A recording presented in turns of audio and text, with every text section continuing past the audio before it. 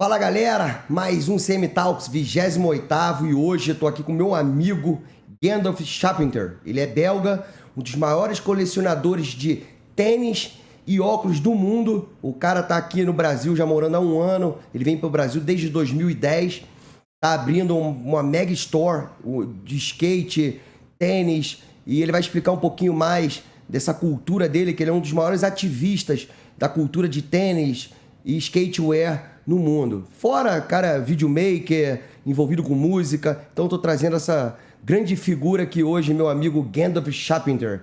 Pô, obrigado, Gandulf, pela sua presença aqui hoje. Hey, man, Chris, thanks a lot for having me here. Little correction, like, I'm not the biggest sneaker collector in the world, but, like, we are, like, part of the biggest sunglass collectors in the world, but it's a private collection because there's always, like, commercial collections that are much bigger than ours. So, yeah, I'm pretty stoked to be here. We know each other, man, a long fucking time. It's been through a lot of things. But, man, we still here. Yeah. Since 2010, huh? Yeah, 2010, I first arrived in Brazil. And, yeah, it was pretty fucking crazy. How your idea you coming to Brazil? Man, it's a crazy thing. Like, I started training Muay Thai and Jiu-Jitsu at a really crappy gym in Belgium. And I was like, man, I like this, but this place sucks. So I just wanted to train like somewhere else with better people. And I saw on Sherdog, Chris, like he was like making a thread about that he was training in Brazil. First he trained in Shoot the Box, and then he moved to CM System. And like I sent you a message on Facebook like, hey, can I come and train here?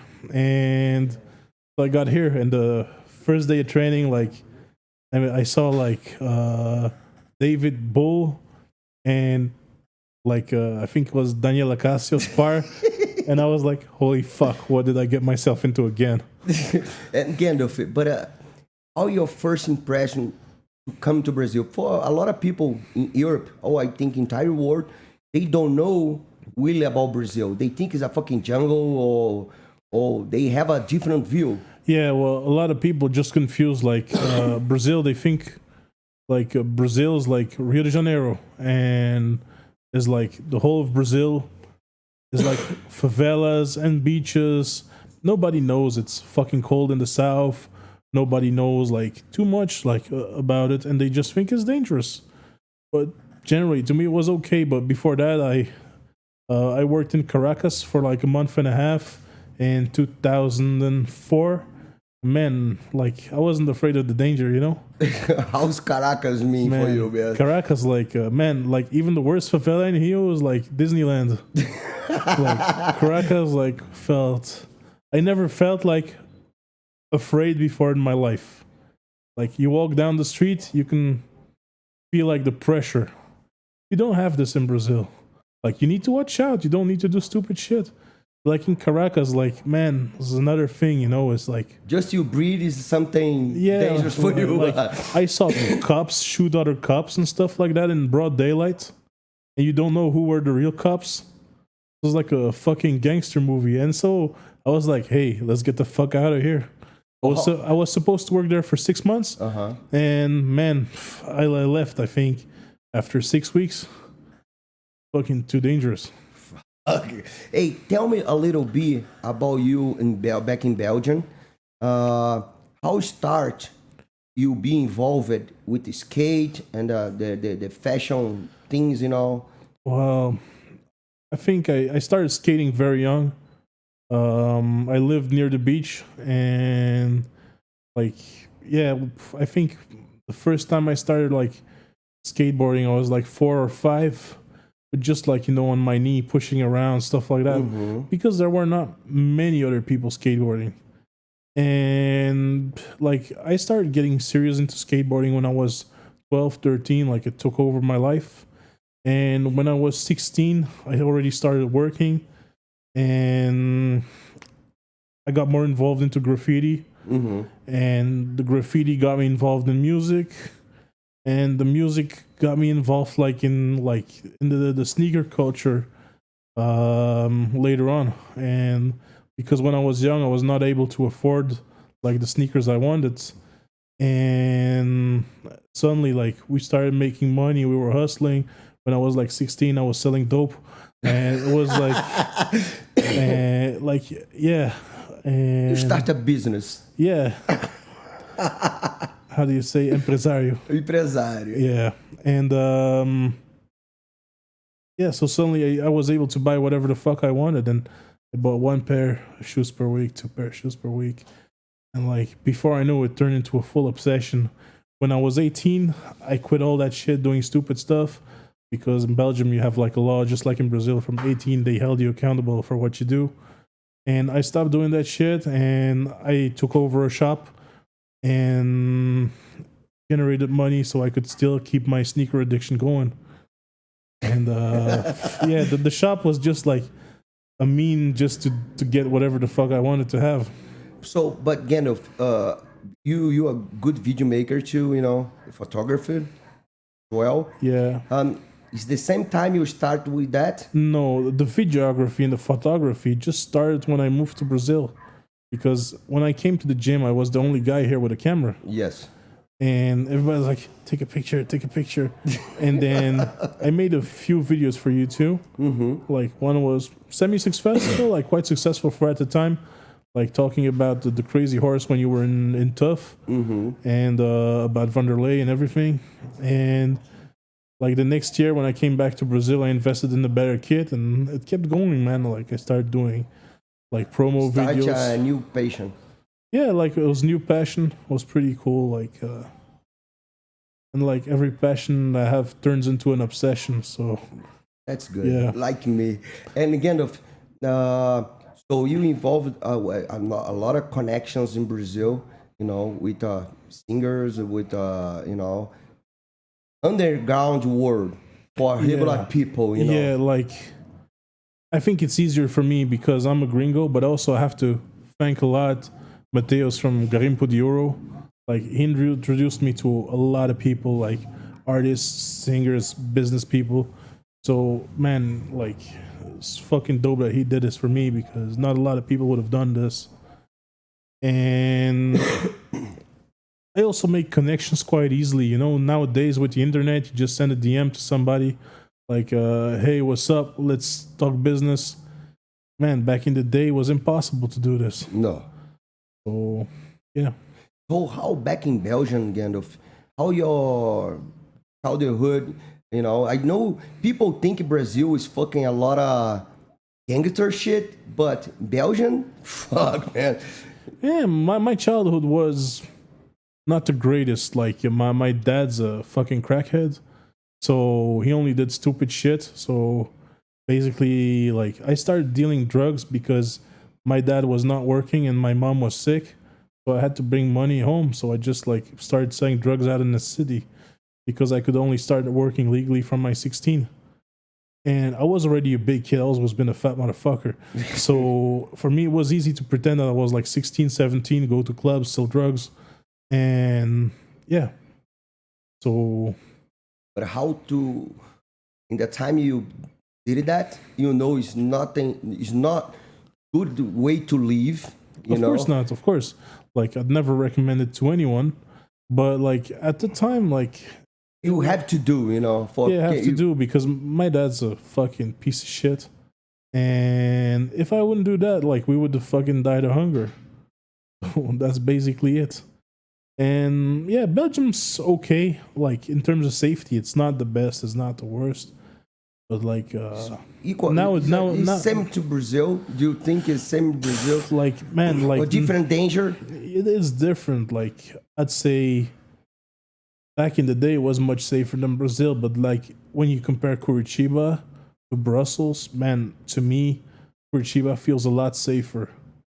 Like I never got robbed in Curitiba. I never got robbed in Brussels, but I got held at gunpoint twice. Like it's a different danger. Yeah, that's I want to know. Is the gangster shit, you know, or what? Yeah, no. The difference is like you have the little scumbags, the ladrão, but like here When they rob you, they're with 2 on a motorcycle. They're with groups of 20 on the streets, and they rob you with 20 people. A gang. Yeah, like a gang, like little packs of rats, And they rob you like this. And how the cop is there? Man, the cops can't do nothing. If a cool cop shoots a bullet, he probably has to write like fucking 20 pages of administration, and he probably cannot work for 1 year. It's like here. Nah, here is different, man. Cops kill people all the time. No. Listen. If you be cat, if they do something now, everything's changed. That's the problem, because have a people, they try to supposed protect the victim, but now the robbers guy, the drug dealers, they're the victim now. Yeah, exactly. All the words upside down now. Yeah, but right now, like it's a thing. Like I cannot even talk about, because if I say what I think, we'll get canceled, because this is the same entire world. It's totally fucked up. The world's gone mad. Like, you saw the Olympics, the karate guy who head kicked the other guy. I think it's a karate guy. And he head kicked the other guy. It's too strong. It was too strong. Motherfucker, what do you have to do? Kiss him on the head? Yeah. Like, fuck that. Yeah, man. It's crazy. Like, it's something like. And he lost because he kicked him too strong? No, it's not supposed to be that way, you know what I mean? And this is the Olympics. This is like should be the top of the sports in the world. That I think in today's world, the MMA never gonna be in the Olympic Games, even because it's so exciting. It's a billionaire market, but I don't think so. Yeah, I think if MMA will go to Olympics, it will be like pancrase that you cannot... just punch on the slap. ground. Yeah, no, not even just submissions on the ground. Yeah, because I saw, I joke with my wife's mother, because I have I don't know how to say the kata. Yeah. It's just movements. You can say you fucking Olympic medal gold winner. Yeah, man. With just movement. What the fuck man. is that, man? Yeah, it's insane. Well, yeah, like everything in culture gets watered down nowadays, and so there will be no culture left. Yeah, because they say in Brazil, I have a word for that. Hard times, strong men. Easy times, weak men. Weak men. Weak men. Yeah, like, man. Yeah, let's not talk about this. It's going to be a really bad podcast. So... what we think alike. Gandulf, so you start your business in Belgium, with skate... No, was it a toy shop? First I had a toy shop on the beach. Was best time we ever had on the beach, having fun, having friends work for me, like doing stupid shit all day. And it turned more into like a extreme sports shop, because we sold more like longboards, skimboards, skateboards, inline skates, and then I stopped doing that, and I started a skate shop. But how old were you then? When I started working in the toy store when I was 15, and I took it over. I was a manager there when I turned 18, and I think I fully bought myself in. I think I was 20 or 21. So, yeah. Have a lot of fun. So. I worked in my life. I worked 10 days for a boss, but I called in sick after 7 days. So, yeah, it's not made for me, man. So, after the shop, you have the toy shop? No, before the toy shop. No, after the toy shop, I had the skate shop. Uh-huh. And at the beach, you? No, not far from the beach, man. And it's like 2 blocks from the beach. But how the Belgian culture for skating? Man, Belgium has a lot of skaters. Like, quite some good ones too. But it has a big skate culture. So someone at the Olympic Games? Honestly, I think Axel Kruisbergs was on the Olympics, but I don't really follow the Olympic skateboarding stuff. I know the Brazilian girl one, and like I see some people. So she is at second place. And I have my business partner, Rodrigo Peterson. He's was the judge at the Olympics. Oh, cool, man. Yeah. Like he's from Curitiba too. Let's bring him. Yeah, he's gonna be here probably end of the month. And but he lives in LA now. Oh yeah, man, living the life. Living the life. LA, the sunset, the sunrise is fucking amazing there. So Gandalf, and you still with the shopping there, and like you still collecting? No, actually, I stopped collecting around, I'd say like 2016, 2017. I stopped collecting. Why? Because there were a lot of young kids getting into that movement, and like the movement back in the day was more a movement of collectors, was like a big family. And nowadays the collecting is more like just business. And before we went to events, we had fun, we partied, and like I think it started like when the Yeezy dropped. A lot of people saw you could make easy money buying and selling sneakers, and like everybody and their mom started collecting sneakers and selling and buying sneakers. Yeah, because it's the market is so big right now. People, even the guys made it, the shoes. They made the factories. They made it just a couple ones for influence. Well, like you create demand. Like the demand should be higher than the supply. And then I decided to sell most of my collection because mostly your collection is from Nike. Yeah, I was very into Puma and Nike. I like Pumas. Yeah, like the Nikes. I remember I gave you the lobsters for your birthday. Like now there's like $2,500, 2,500 euros. So it's like 2.500 euros o tênis, sim, meu irmão. Nem uso mais. Quase R$15,000. É, quase 15 conto. Yeah, so it's a good gift. Yeah, so Hã? Tu lembra dele? Não, eu só olho ele e vou embora. Tipo, não, tá assim agora, tá na prateleira. Yeah. But like well, to me it was not about the money, man. It was about the culture. So many cool guys. Like big shout out to Yaya, the Algerian stripper, 100+ kilo club. Like hey Gandalf, how the big difference between here and Belgium? The liberty, whether you do whatever you want to, or now it's different since 2010. Man, I think Brazil got a lot safer. Like it's like Curitiba got a lot safer. Even statistics prove that. In terms of freedom, I think it's different. Like there's stuff you can say in Brazil, there's stuff you cannot say in Belgium, and the country is there too. I'd say like nowadays Brazil is more free since the pandemic, because Brazil didn't care that much. Like there were some lockdowns, but like Belgium was like locked down for almost 15 months. If you can go out? No, you could go out, but like in the beginning, you could not leave your town. So if you would have like, unless you had to work, but like you could not leave your town. In France, because France is very close to where I live, is like 30 minutes drive. You could not leave 3 kilometers from your house. So you had to stay in all the time. Like, and you could only, in France, you could only go out to the supermarket. You had to print a document to fill in. In French? Yeah, in France. Like, France totally fucked up when it comes to this. Fuck, man. And, yeah, so nowadays I'm happier here, though. How's be in Europe again if you can go so different cultures, so different countries? Yeah. How you live it like that, man?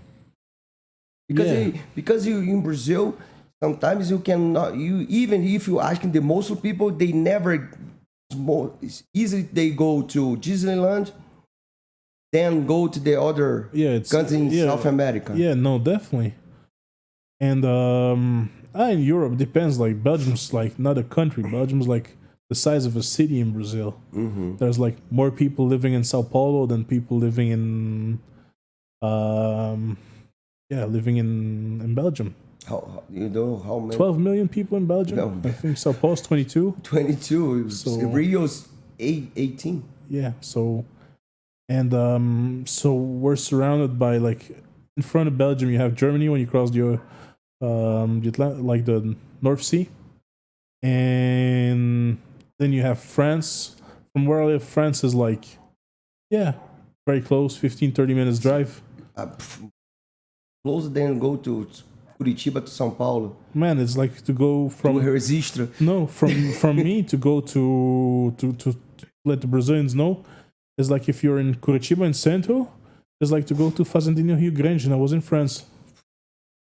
And same with Holland. Holland was like maybe drive like 1 hour, and I was in Holland. What's the most cool place to go besides Belgium? To have fun and nice people, to see the culture. Man, there's a lot of nice places. Depends what you like, you know. Having fun. Having fun. I'd say you better go like Croatia. Croatian. Croatia's like the new Spain, you know. Croatia, Greece, Spain, Holland. If you're into like hookers and weed, I'm only into hookers, so. Fucking nice, man. So this is like you know what I mean? You a little bit boring in your house and go to France or go to. Yeah, but like when we were bored, like with Cedric, we just said, let's go to France for an afternoon. Let's go eat there. Let's have lunch in France. Why not? Take Just the go. car, just go, and that's it. You know, strange for me. It's so close to, you know, the other country, but so the language and the culture so big, so Oh different. yeah, no, like when you cross the border from France, you notice you're in France. You notice you're not in Belgium, even though back in the day they also spoke Flemish there in that part of France. So it's pretty strange, but it's pretty cool. Like France has a ton of culture. Like personally, what I prefer about France is that they preserve nature a lot better.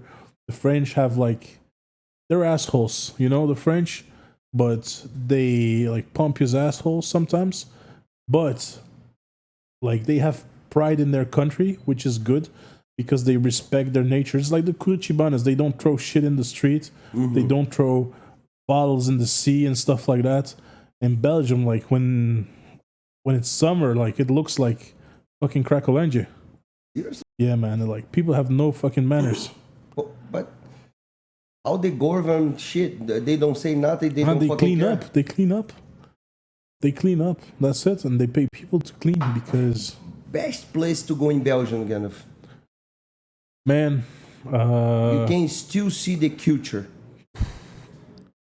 I'd say Antwerp is probably the nicest city. Like has everything, business, restaurants, nightlife, pretty safe. A lot of like Antwerp is like the fashion hub of Belgium, even I'd say Europe, like together with like Paris, London, and Milan. And it has a red light district too.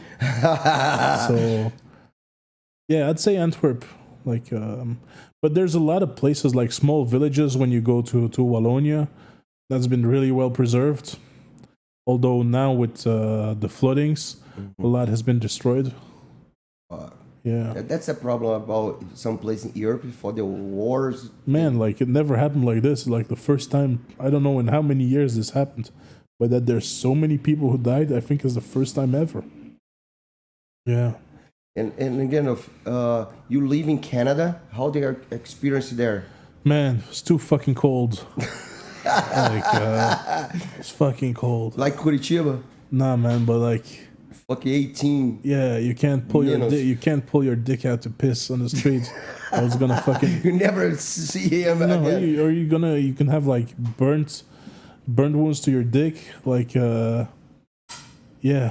because it's too cold. Like when it's minus 40, you can have like permanent damage to your dick. Fuck.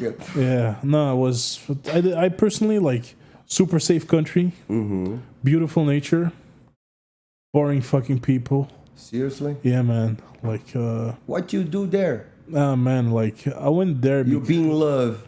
Yeah, man. Yeah, man. Sex Gandalf Yeah, be in love. The big sexy. This is hard to believe. No, honestly, I wanted to work in the U.S., but I didn't want to because I was still busy with music as a producer. But I tried to launch a career as a beat maker, but it didn't work out because the industry was not for me. And I stayed in Canada because for me it was way cheaper to live than in the USA, and taking a plane to Miami once a month to another city didn't cost so much money. So I just stayed there 6 months a year. The other 6 months I went back to Belgium, and it was okay. Like it was a good experience, but it was it's not the USA. It's nothing. The real passion, you stay there to live. No. Honestly, like I can say it was cool though, but like not to stay forever. Like it was a good experience. It's cold, huh? Man, the cold, the winter. It's more than Belgium. Man, how the weather in Belgium? Man, the weather in Belgium was like in Curitiba, like 3 different fucking weathers a day. But it's snowing there? Yeah, sometimes, but not much. And in Canada, winter starts like late October. You can have the first snow, and sometimes if you're unlucky, it's still snowing in April. Yeah, fuck. I can't live in place like that. Like, and because of that, like, there's not so much to do. And what year is that? I think it started like I went the first time 2007, and then I started like going no. Fuck, I think the first time, I think it was around that time. And Gandalf, what the first time you will think you want to live in Brazil? Man, I think the first 3 months after I stayed in Brazil, I was like, yeah, man. Very big surprise for you. Yeah, like I expected it to be worse. I think you saw Big Joe and, start. You think you live in Brazil? No, I think like it's like life's more relaxed here. Like people still are like genuinely friendly, and people are rich or poor having fun regardless, and are like less stressed out from society. Which in Belgium, everybody's stressed the fuck out, And quality of life here is higher to me. Maybe not to everybody, but to me it was way higher. What the most strange thing you saw in Brazil, man? Man, I cannot talk about everything though. No, everything, but something you can tell. How do you like? What kind of strange? I don't know, man. Man, I just like this shit. Because sometimes you stay close to the Cracolândia, not to but the Cracolândia, like it's just fucked up. You just see drug addicts, and the crazy thing is like they're shitting in the street and they're like rolling on the ground and stuff like that. But it's like it's drug addicts, And but living next to Cracolândia was pretty heavy though. I believe that. Yeah. But Gandalf, why did you come to Brazil in the first place? Man, the dream was to fight MMA, but I'm way too fucking lazy for this. And like talent was there, but I kept getting injured, and then in 2013 or 2014 I got injured really bad with my leg.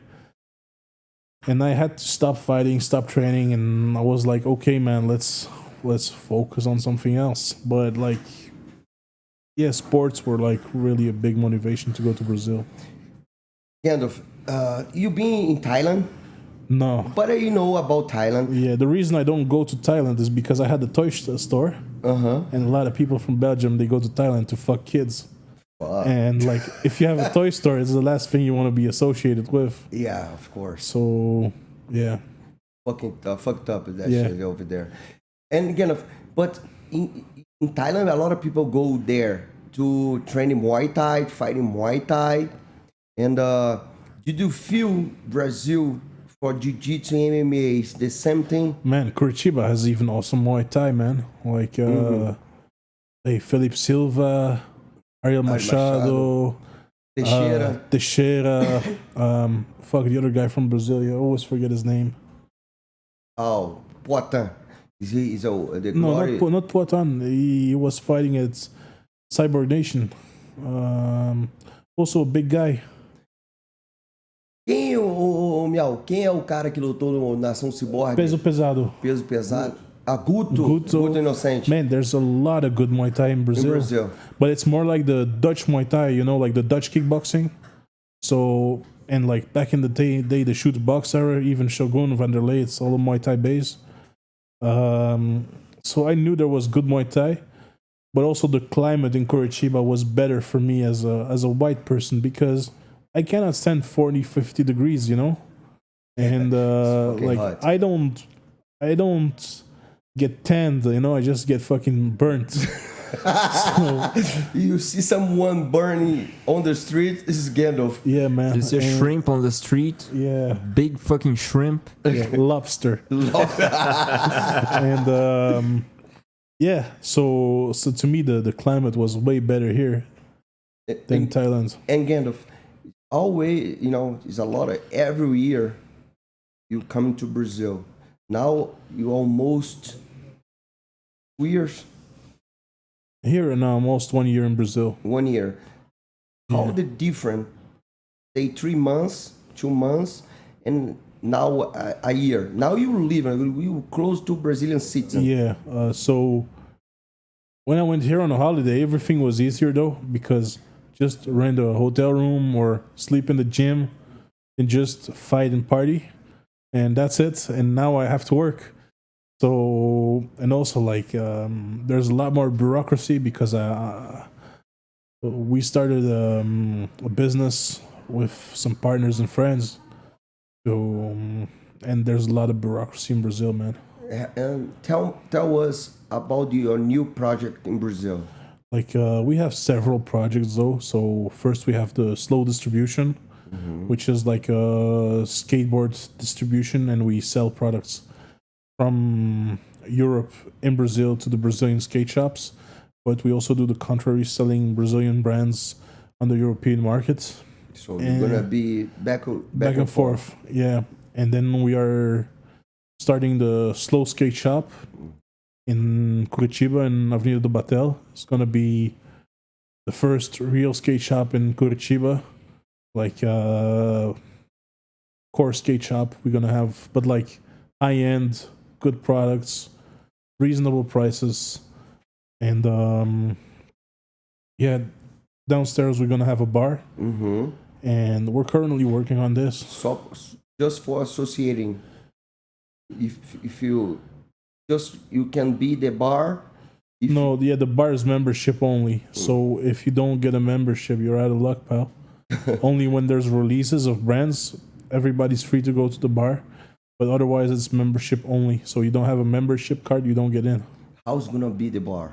It's gonna be old school. You know, like when you get back in the days, you have the mobsters sitting downstairs in a basement. It's gonna be like this. Mafia shit. Yeah, mafia shit, man. And Smell mafia shit. yeah, like I'm trying to get the permits to get a cigar room so we can smoke cigars downstairs. And it's gonna be high end, man. The best drinks you're gonna have in Brazil. With the time, I wanna like have a kitchen there so we can have amazing food.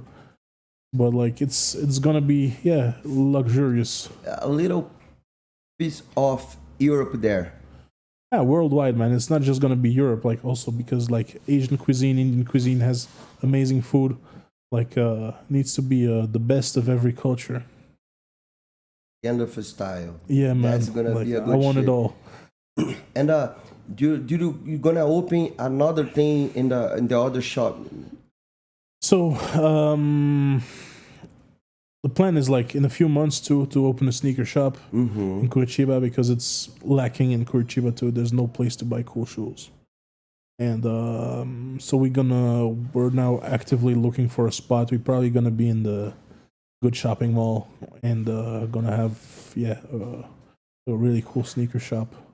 But I know you're like everybody do some business to make money, but for you it's a little bit different. Before you want to motivating the culture. Yeah, like I don't do this only for the money. I won't. If I'm saying I'm not doing it for money, it's a lie. Everybody does things for money. Like you train MMA because you love it. You train fighters because you love it. But if it didn't pay, you would do something else. Yeah, of course. That's the same. But it's cool to see like kids, instead of doing stupid shit like I did, be skateboarding, especially nowadays, like in Brazil, like the Olympics are giving way more chances like to kids that would not get chances otherwise. And it's getting kids off the street doing positive stuff. Man, I can only be for that, man. But you say some good point. You gonna, some project beside that with some, because you're gonna have a... we're gonna have a mini ramp in the back. Maybe do a skate school. Nice. Still thinking on how to do so, like getting the right people. Because, if you're working with kids, man, you need to be 100% sure who you got around them. Of course. So that nothing happens. And, I think, like, the skateboarding is going to blow up crazy in Brazil. Like, now it just started. And again, when and where going to be the shop? It's in Avenida do Batel, 1398. It's going to open, I think, in 2-3 weeks from now. So by the 1st of September, it's going to be open. So, mais ou menos, huh?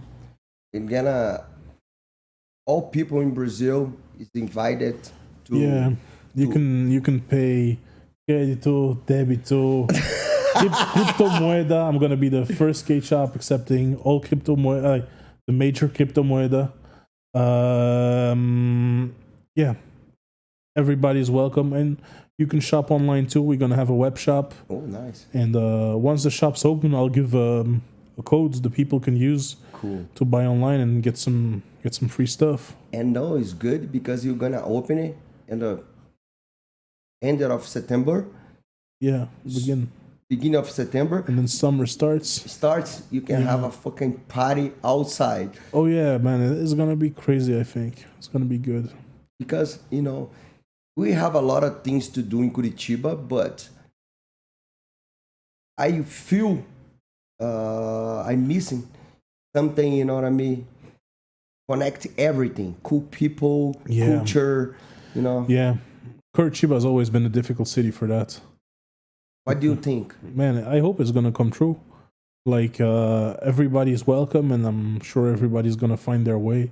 And it's gonna be a mix of people, like rich people, like popular people. What the fuck, Joe? Não. Você quer perguntar alguma coisa? All right. Just coming back, just a little bit. João, para de fumar the crack, por favor. And, so I hope it connects everyone, man. And you gonna have a podcast there too, huh? Yeah. What the idea from? The podcast is not like Cmtalks where you invite people from everywhere. Mm-hmm. Like me is just skateboard, once sneaker, a week. Fashion culture. We're gonna start twice a week, but it's gonna be 2 different people doing the podcast. And I think at the end we'll try to do 5 podcasts a week, but with 5 different people. So it's only one person doing a podcast per day. Okay, but different people. Because like me, for an example, I only speak English. I speak Portuguese, but not good enough to be on a podcast. Uh-huh. And I'm an old guy. I know the little kids, they won't connect with me because they understand some shit I do, but I'm an old guy in their eyes, Like everyone over 30 is old. Maybe when I was young, everyone over 25 was old. So we're gonna have different ages of people, like, and then we're gonna have the skateboard legends on there too. Like, like my business partner Rodrigo, he's been like, in the skate scene for, I don't know, 30 years. He's from Curitiba. He's from Curitiba, man. There's so many legends from Curitiba. Yeah, and people don't know. Nah, people don't know, but Curitiba is like a hotbed for talents, not just in skateboarding, like MMA, all kind of sports, man. Like skateboarding, like there's a ton of talented people from here. And podcast now. Yeah, man. Podcast now. Yeah. So Gandalf, you're gonna open your the business in Brazil. You have a family in Brazil. Yeah, man. How your big goal? What your plan for Brazil? Man, honestly, like I'd like to be the Amazon of skateboarding and streetwear in South America. Like, but still give back to the culture. And it's a market that's available, and it's going to require a lot of work, but I think it's possible. And your projection is how many years? Man, I don't know. Like, I don't know. It can be 20 years, it can be 30 years. Maybe I won't be able to achieve it, but the next people that come after me will be able to do so. I don't know, man. Like, just going with the flow, and we see where it happens. What do you think is still missing Brazil to be a big market? I think, Man. I really believe they have a... Brazil is already a big market. Like, Brazil is like one of the biggest countries in the world already. Mm-hmm. The only thing that Brazil needs to have to be a bigger market, I think, is to have better salaries. People need to be paid better because the minimum wage in Brazil is fucking shit. Mm-hmm. And the import taxes should be lower too. Fuck Brazil. Because, man, like, okay, in Europe it's 1,200 minimum wage euros, like in Belgium. But if you need a cell phone, you can buy a cell phone for 100 euros. When in Brazil, minimum wage is like what, 1,000 reais? Fuck, 1,000 reais? Yeah. No anymore, huh? 1,100. Okay, 1,100 reais. For a shit one. Yeah, but that's like the minimum salary. It's a shit one, but I know a lot of people getting paid 1,200, 1,400 reais. And you need to buy a cell phone. The cheapest fucking cell phone here from a brand is gonna be like 600-700 reais. So that's a thing that needs to be adjusted, like both the import and the salaries, man. Fucking bad shit. But it's inflation too that hurt a lot of people. No, it's not bad like before. Yeah, but when I got here in 2010, was better though, because the high was like 2.5 euros, I think, and now it's like 6.2. That's before the pandemic shit. Yeah. That's the problem too, Everything is crazy. Yeah. But you see, after December, I think everybody is be vaccinating in Brazil, and Yeah, man. start the economy, the tourism. Yeah, I think people nowadays already are a lot more confident. You can see it to the people. Yeah, because a lot of people vaccinating, and the COVID shit is... Yeah, finally, down. man, because, like, I think we can be fortunate that we still could do what we liked during the pandemic, but a lot of people, if you're stuck in a little fucking apartment, it's a fucking nightmare. A lot of people kill themselves. Yeah, man, like, I know personally, like, I don't want to speak too much about it, but I know more people who died of suicide during the pandemic than people that died of the thing, So that's fucked up, man. João, I have one question, Gandalf. Yeah. Do you think that with your projects here, you may attract some more people from other countries, like in that area? I don't know, man. Like, definitely we opening doors for all brands. If there's brands who want to work with us, they're free to work with us, But Brazil is a difficult country to work in because it's very hard to open a business in Brazil. And tax for Taxes, people want to like, send something and to that's here. why if people wanna work with us, it's gonna be easier because we do that shit for them. But yeah, Brazil is really complicated. Like in Belgium, you can open a business in like a week or something. Here in Brazil, it took us 4 months, and man, you have to go to the cartório, you have to go this, you have to go If there. you don't have a lawyer, you fucked up. You need a lawyer, man. You need to get your counter. fingerprints. You need to do a lot of things. I went to the cartório, for the certificado digital. And man, today I went to the cartório. I was afraid the guy was wanting to measure my dick size. So yeah, Brazil's really complicated. Then you have the import taxes. Then you have the export taxes.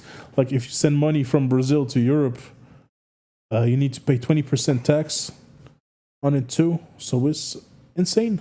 Yeah, because everything you do, I have a guy from Belgium, the buster, the equipment, the fight equipment. Yeah. They supposed to be in Brazil 2008, 2009. They sponsor me. Yeah. He wants to start send to Brazil, but the tax is insane for him. Yeah, not just the tax. It's also you have to have somebody who you can trust. Because I heard so many horror stories of people getting ripped off, getting stolen, because they have a lawyer they cannot trust. Big shout out to my lawyer Taliesin and to Bruno. They're doing an amazing job. But like a lot of people who have crappy lawyer, man, they get ripped off by their lawyer. Fuck. Like you hear it a lot. People buying a house in Bahia, and they go to visit there. There's no house. So that's also a thing that's difficult in Brazil. Maybe you can want to buy the Cristo Redentor. I Yeah, can man. sell to you. I think they already sold it. So Somebody coming first. yeah, certainly, man. But these things, as hard as it could be, they offer some advantage to you. For me, of course, because I'm in a young and emerging market. Yeah, definitely. And I know my way around. That's probably the biggest thing, because if you don't know your way around in Brazil, it's like demoralizing some days. Because I have to do this, you have to go there. But I think it's the entire world, Gandalf. If you There's countries where it's easier to do business than others. Like in the UK, it's super easy to do business. It's like, but if you go to wrong people, you fucked up too. yeah, but It's hard to find something like that. But as a foreigner in the UK, you're gonna get a lot more support from the government. Okay. Here you go to you bring a something cartório, they don't speak English, which is normal because it's Brazil.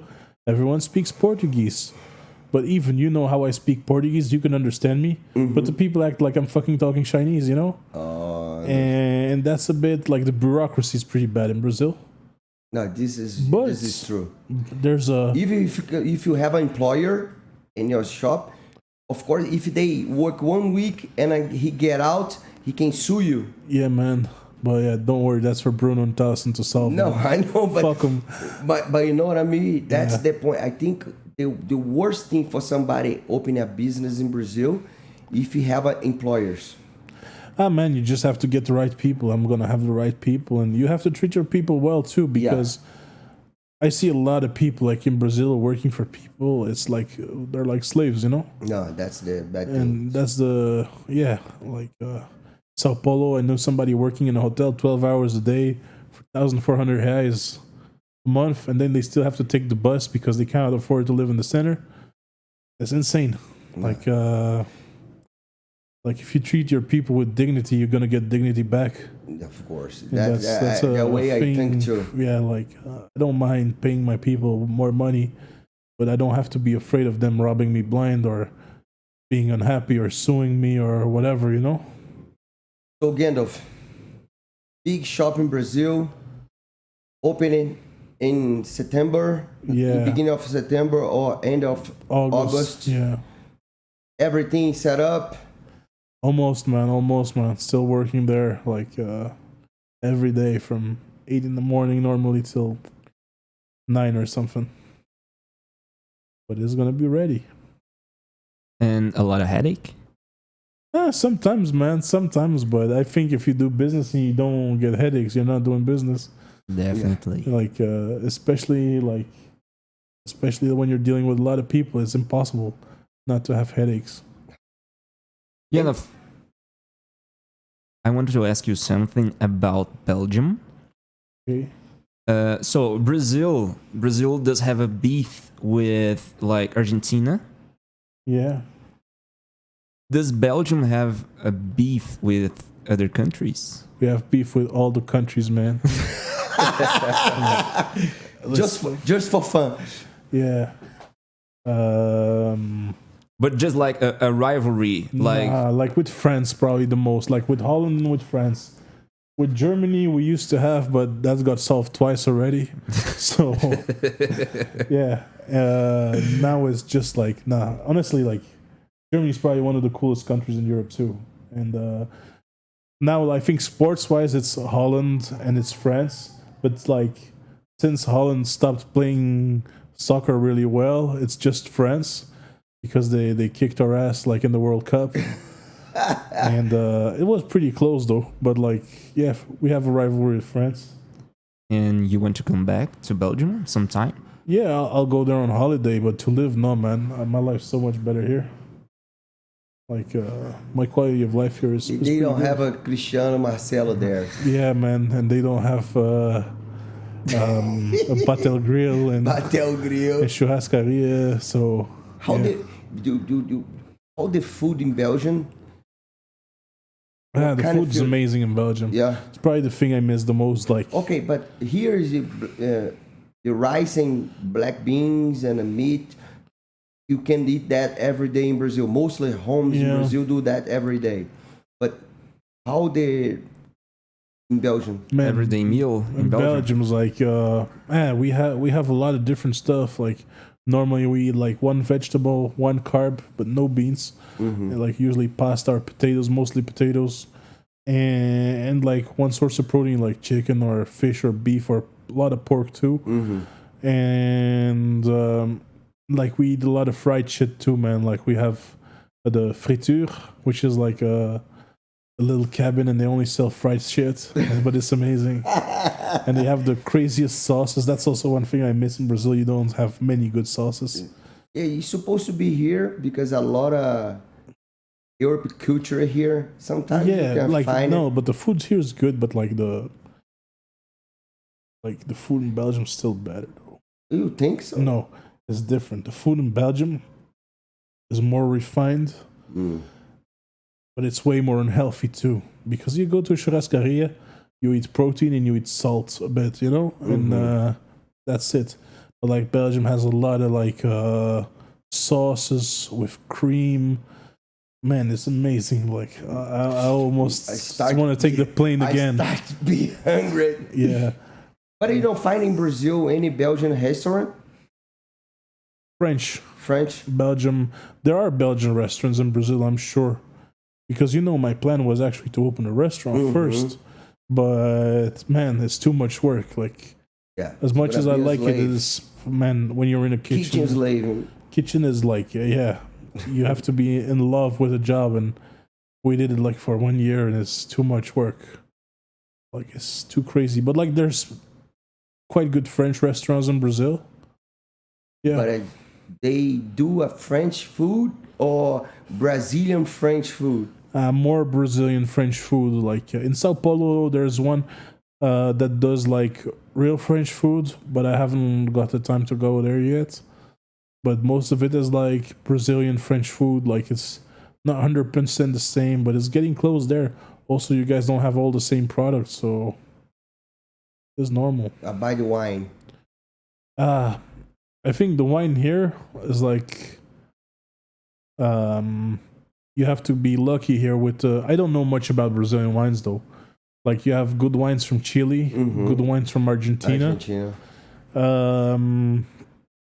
But still, to me, the French wines are still the best. But here, of course, we are bringing some too to the bar. But the French wines are legendary, man. Like the taste, the palate is amazing. Yeah. Oh shit! Of course, it's more expensive too because you have the But if you want that good taxes. shit, you have to pay. Yeah, definitely, man. But we're gonna have a selection from all around the world. I'm gonna be there. Yeah, for sure you will. Me too. So, the Belgian cuisine and the French cuisine are similar? Yes, they're similar but not the same. Belgium is, I'd say, the French cuisine is amazing, but the Belgian cuisine is like a little more refined. Like we have like some details that make it a little bit better, but still, the French cuisine is amazing. Like I'd say, the top 3 cuisines in Europe is like Belgium, France, and Italy. And you can, depends on what you like, you can mix whatever. But like the snack culture, like the party food culture is the best in Belgium because we have Bread, the fried cheese. shit. Oh yeah, Belgium also has amazing cheeses. France and Holland also have amazing cheeses, but France to me is the best country for cheese. You believe I never been in French, and I'd be 20, almost 30 times in Japan. Yeah. And I did a lot of connection in Charlie de Gaulle. Yeah, but I stayed for 18 hours and never stepped outside. honestly, it doesn't amaze me because France only legalized MMA last year, so you had nothing to do there. I remember Denise fought there, Yeah. but it was pancrase. It was not MMA. Something similar, yeah, like you Yeah, said. he couldn't punch on the ground, so only submit. How the marketing right now, Gandalf, do you think in Europe? It's not like, I think in UK is there a huge place to be an MMA outside of Poland's the biggest. yeah, of Poland's the course, biggest. Yeah, yes. It's true. UK too, but true. UK you have the wrong crowd, man, for MMA. Like UK MMA is Like a football? nah, You yeah, think it's it like can be? fucking scumbags. Like all the stereotypes we have about MMA. If you go to a UK event, you will see them. They like- throw shit at Yeah. the fighters, all kind Yeah, of shit. they fight in the crowd. That's cool. Yeah, shit. yeah. Like it's Not good for the market, but No. you can have a fun. but like I'd say the best market. Yeah, Poland. Poland. And the Polish are super respectful towards the Fucking fighters. huge there. Yeah, like they have like 6 or 7 big promotions. The fighters get paid very well. I've been there 2 or 3 times, and it's a nice country too. Cado fought there. Cado, Daniel Acácio in the Superior Challenge. Yeah. That's And a nice place. No, Superior. Superior is in Sweden. no, I forgot the name. KSW. KSW. Exactly. Yeah. And MMA in France is gonna be big too. And Germany is pretty big too. But I do think in France now is more the MMA is more for sport for the foreign dudes or the French. I'd say like genetically, the French are not like the biggest or the strongest. Jérôme Le Bonheur being the exception, because Jérôme's a fucking monster. Like I don't know if you saw him in real life. Yeah, I saw Man, him in it's Japan. fucking Nice. it's like Huge. a walking door. And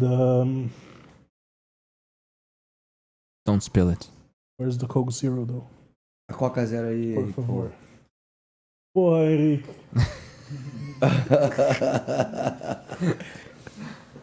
Então abre e bota ali para pegar mais fácil pra ele. Shit, man, what a lousy service at this podcast. Não, O pior serviço do podcast. foi pra você, Gandalf. Fuck. O Henrique não tá afim, Se eu for uma mulher gordinha, o Henrique faz tudo pra mim, mano. É verdade. Como não é pra você. I would already have a ring around my finger. Porra, Henrique. Tá te zoando já? Tô ligado. But yeah, there's a lot of people from from an immigration background that are into the fight sports, like into Muay Thai, that are into like the grappling, like a lot of people who immigrated like from Chechnya, Kazakhstan, Russia. They were heavily into grappling. All the Eastern European countries are into wrestling.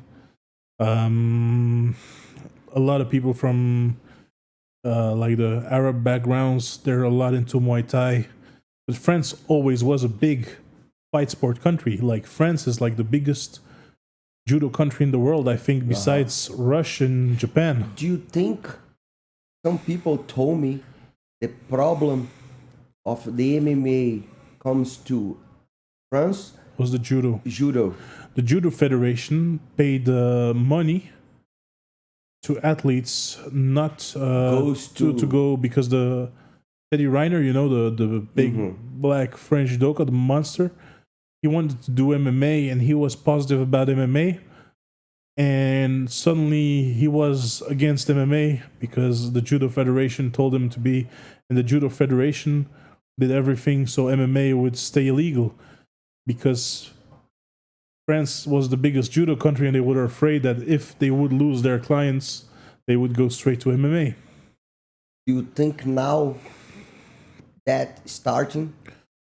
I don't know, man. I think there's people that always want to do judo and there's people that always want to do MMA. It's two different things, man, I think. But that's gonna start. But the thing is, you're making more money in MMA than judo. Depends, man. Like the good judo guys in France, they make a ton of money, man. Okay, But it's only in France. No, but the thing is, It's not UFC money, of course. that's the point. Yeah. And when you think the UFC gonna come to France? I don't know, man. It all depends with the pandemic. I think they were already planning before to do so, but now it's just not possible to do events in France. Just because of the pandemic Yeah, shit. I think otherwise we would already seen a UFC in France because it's only been legalized like since 1 year and a bit. So I think once everyone's vaccinated and stuff, there's gonna be a UFC in France. And in Belgium, Gandulf. In Belgium, there's MMA. Yeah. Like back in the day, like a lot of French promoters did their MMA events just across the border in Belgium Makes sense. because it was easier for them. Is it popular in Belgium? No. What is sport in Belgium? Belgium was popular soccer, bikes, like cyclism. You know, People train there for Tour de France or stuff like that. There's a lot of... The Tour de France actually goes to Belgium too. I think so over there. And there's plenty of tours or whatever. But some stuff you qualify you to... I remember when we were kids, there were like the guys passing on the bikes in our streets, and people were giving them sponges to wash themselves. So we peed in the buckets and we gave the sponges to them. Yeah, and tennis is pretty big too. Race sports are big too, né?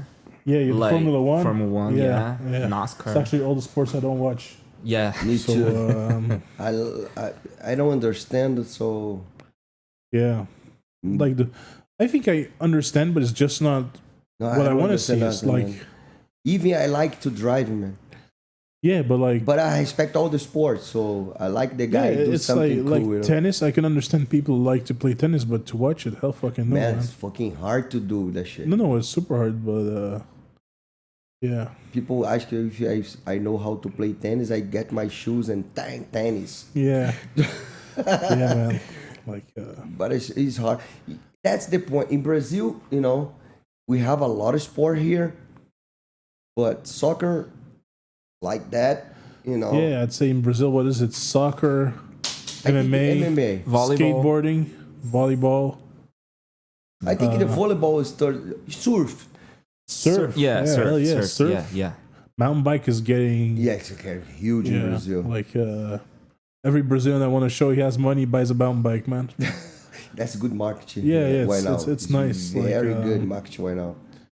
No, like compared to 10 years ago, now I see mountain bikes everywhere every day. Man, but I think it's the entire world because people, the only sport you allowed to do in the pandemic outside, shit. yeah, that makes sense. So, and if you want to buy a good bike, you're gonna buy for 20,000, 30,000, 80,000 reais, man. Yeah, man.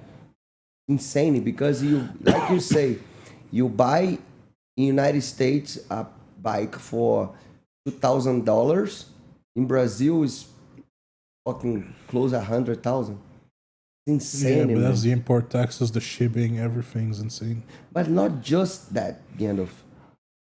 People put, I don't know, man. Like if you buy a regular car, even have a AC, Yeah. you buy in United States with the same price, you convert to dollars.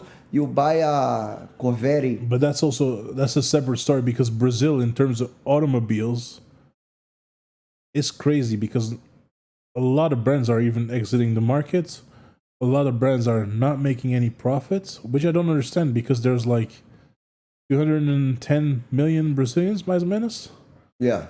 And like Ford is leaving the market because they lost so many billions on the Brazilian market, and the cars are like three times more expensive than in Europe or something. They don't make money. They don't make more money in Brazil, but they make a lot of money before.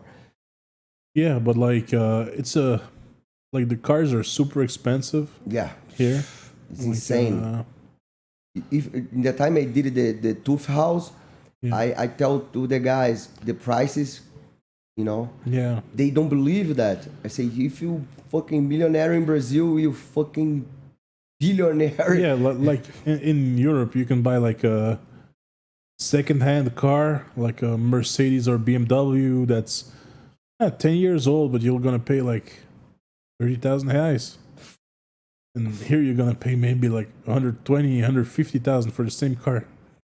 And what's crazy about Brazil is that you see someone with a nice car and you go follow them home, like they live in a shitty home. Yes, But that's worldwide, man. That's worldwide, man. You have that in Belgium too. That's fucked up. They man. drive a Maserati, Quattroporte, and they live in a fucking shed, man. Like A fucking trailer. And then he don't have even pay the entire car. He have a Bible yeah, to pay it. yeah, man. But that's I think worldwide. Like yeah, that's just how it is. Why is credit card culture so famous in Brazil and not famous in other countries? It's just easy to explain, man. The minimum salaries are shit. Because if the people would make like a minimum salary like in Europe and the prices were to be compared because of the import taxes, there's no need to pay off a TV 350 times, you know? But like if you make 1,200 reais and you want to have a small TV that's 2,000 reais, man, you have to. It's like 3 months of salary and then you don't even have food. So you need to pay in several times. Yeah, because I believe you can have a credit like in United States, but you cannot pay like in Brazil 10 times. Oh no, you can have it everywhere in the world. In Europe, you can do this too. But in Europe, it's less popular than in Brazil because In Brazil, people sell, they sow. yeah, but like there's two things. Just the minimum, the import tax and the minimum salaries.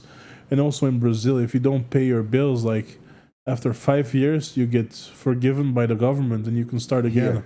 Yeah, in Brazil. So I think that attracts too. How is in Europe? In Europe, it depends, man. If it's on a company name and you go bankrupt, okay, you go bankrupt. But if it's private, I think they can chase you forever for it. Fuck.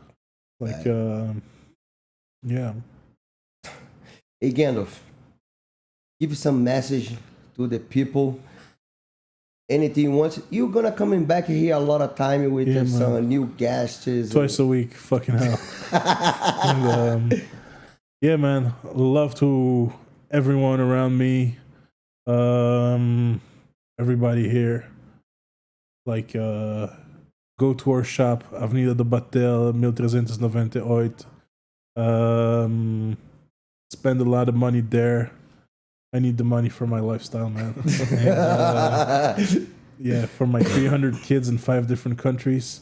So, Gengis Khan on my side. yeah. A shout out to all my friends, my business partners. Yeah, see you soon, man. And thanks a lot for having me here. Galera, esse foi o Gandulf Charpentier, porra, meu amigo de longa data. Tamo junto. Vai estar aqui mais vezes, tá trabalhando com a gente aqui no podcast. Foi um dos caras que acreditou na ideia do Cmtalks e tá junto aí. As fotos que vocês veem é dele.